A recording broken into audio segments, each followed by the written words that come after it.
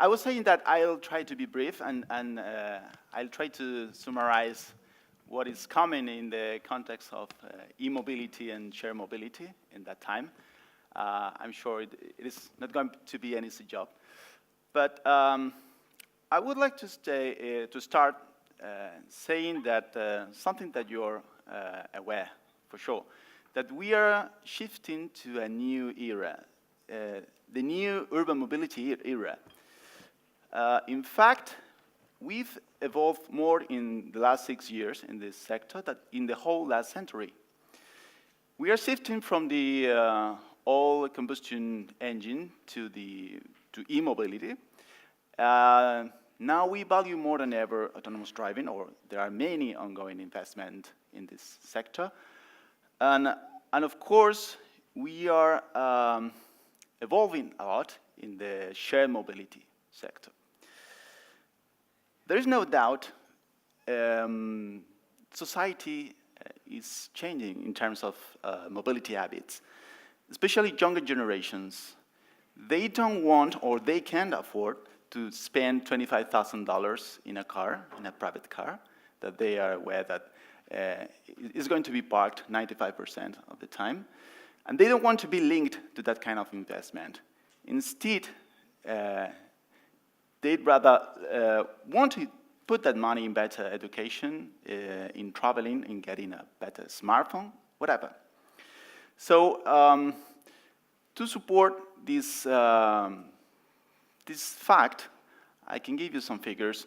There are some studies, especially in the US, that they predict that in 2030, the car sales will drop by 15%.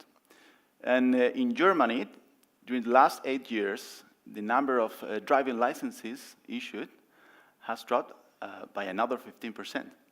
So there's no doubt this trend is going to evolve and to grow in the coming years. And the automakers industry are perfectly aware of that. And they've started to become urban mobility services providers instead of simply automakers. Luckily, we have plenty of different options to choose from in terms of shared mobility services. We can choose from electric car sharing system, electric motorcycles, bicycles, electric scooters, a lot. And there are many, many different companies involved in this new business. But once again, we are used to that things must be easy for us and convenient. For that reason, there are some interesting companies that are putting all these offers together under a single framework so that we can choose from this new type of services comfortably and easily, no matter which city you are based. Well, this is another proof of what I'm talking about. In Asia, shared mobility market has grown a lot during the last years. And the prospects are really good for this sector. So Asia is not an exception, and it's doing really, really well in terms of promoting shared mobility services. I want to underline or to talk about the protagonism that the micro-mobility have in this new urban mobility context. I'm pretty sure you already know where this electric scooter fever was born. In the US, in the West Coast, in San Francisco and Santa Monica.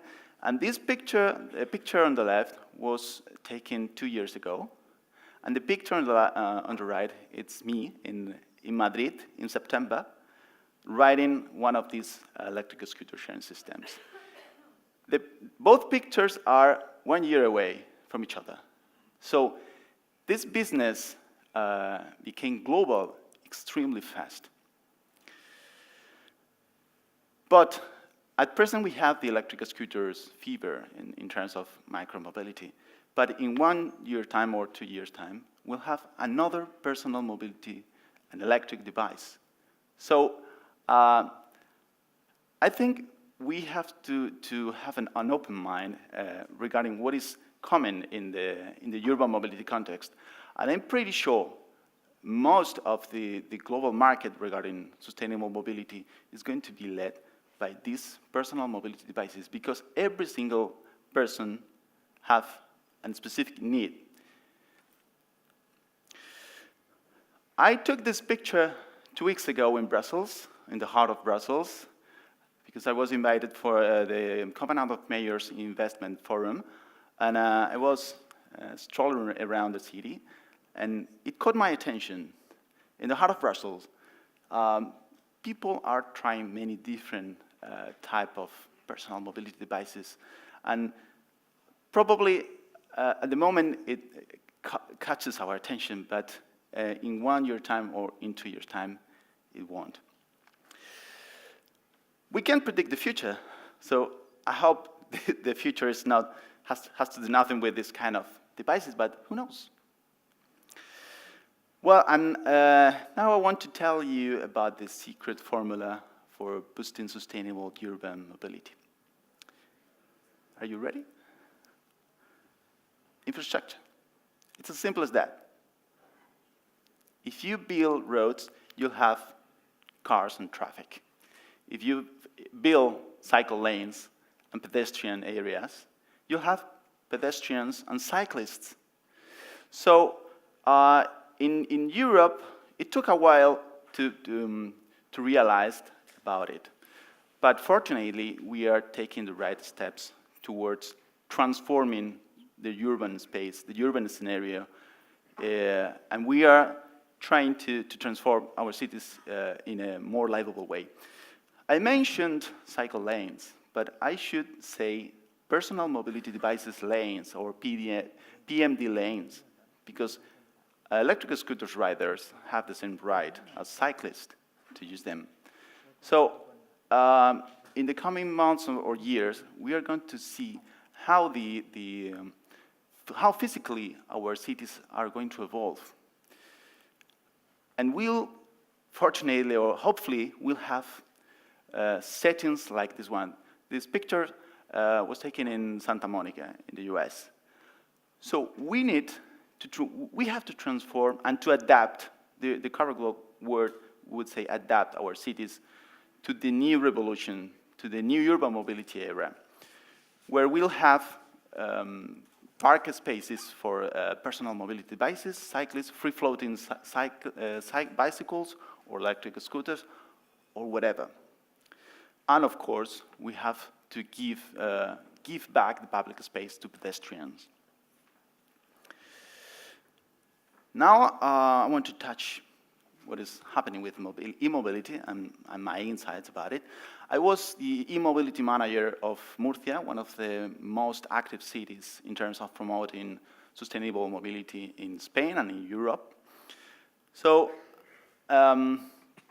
first of all, here you have the proof of how this industry is evolving. Almost all automakers are putting a lot of investments on electrifying all their car models. So there's no doubt we are evolving in that direction. But people have started to demand something else. It caught my attention, this car. It's called Sion. It's an electric car, but it's powered partially by these photovoltaic panels. So in this case, it makes sense 100%, because we are powering an electric vehicle using renewables. So that's exactly where people are demanding. And on top of that, you can get it by a really affordable price. This, just to illustrate you a little bit, I'm frequently asked about how the boost of electric mobility is going to affect the electricity grid in our cities. People are very worried about it. I always say, I hope we have that problem. But as you can see in this graph, according to a study of the International Energy Agency, the overall impact in the electricity grid of electric vehicles will be limited to 1.5% in the overall electricity consumption. So I think there's no need to worry about it. And this is going to happen progressively. What do you think about that? It might be appealing or interesting because this proposal is aiming at powering electric cars with renewable electricity. But I think we have to be one step further, because in my case, I think it doesn't make much sense to install this kind of facilities in the middle of the city. We'd better to have parks and gardens, pedestrian areas, instead of that. And what I think really makes sense is to have these photovoltaic installations outside the city and then use the electricity to power electric charging stations. But we have to bear in mind that the public space is for people, not for this kind of facilities. This is what I think. Is charging our electric vehicles easy and convenient enough? Bear in mind you have that I have an electric vehicle, and I'm used to bring my cable with me to check in my smartphone where the electric chargings are, what kind of connectors they have in order to check compatibility with my car. So in a way, it's a hassle for me and for everybody. So yeah, now at present we are focused on installing electric charging stations everywhere. But from a point of view, we have to aim at going further. I've mentioned before that our society is used to get things easy and convenient. And I don't see I'm going to bring my cable with me in 2 years' time. I'm pretty sure what we are going to have is this kind of wireless and magnetic charging stations in order to ease the process of charging our cars. And it is going to happen sooner than later. And we'll have something like this on-street wireless charging facilities.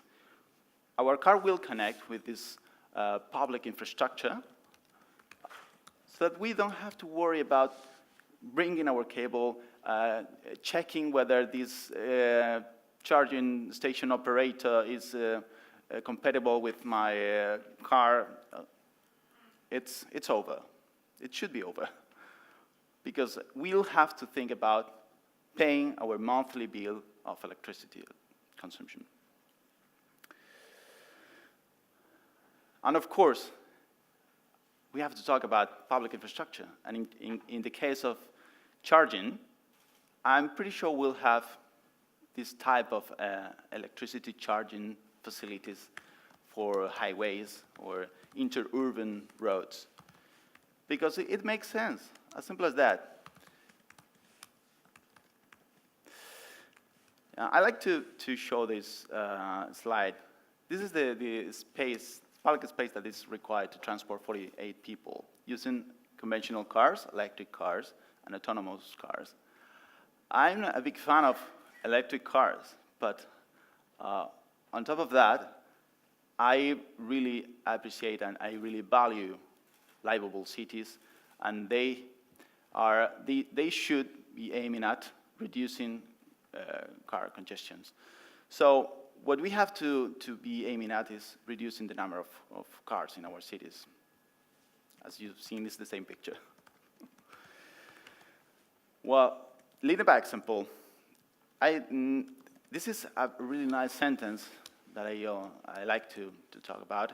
Example is not the main thing in influencing others. It's the only thing. So we have to lead by example if you want to influence in others.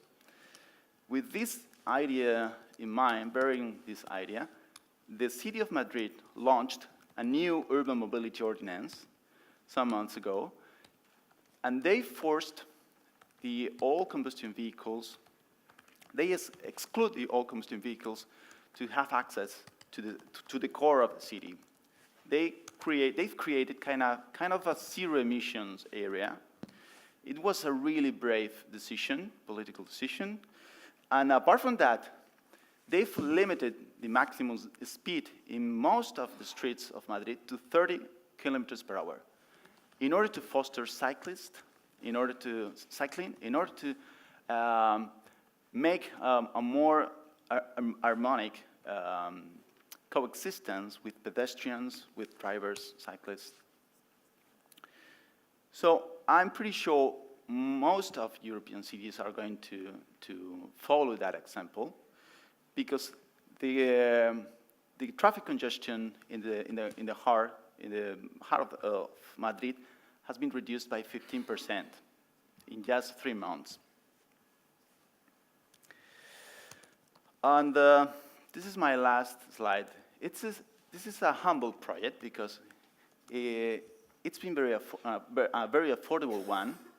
I was in charge of kicking off and managing this project in my city, the city that I come from, in Murcia. It cost us $25,000 or something like that. And it is an electric motor sharing system aimed for civil servants, for the people who are working in the City Council of Murcia. So we give them the opportunity, the chance to use electric scooters instead of driving their combustion cars. And they are super happy because of that, because now they can move around Murcia in a very agile way. And we are conveying our citizens that we are committed with e-mobility. We are not just giving statements and suggest them to use e-mobility vehicles, but we are already doing. And besides, we are powering these electric vehicles with the renewable electricity that comes from the photovoltaic installation on the rooftop of this building. So that's exactly what our citizens are demanding from local governments or national governments.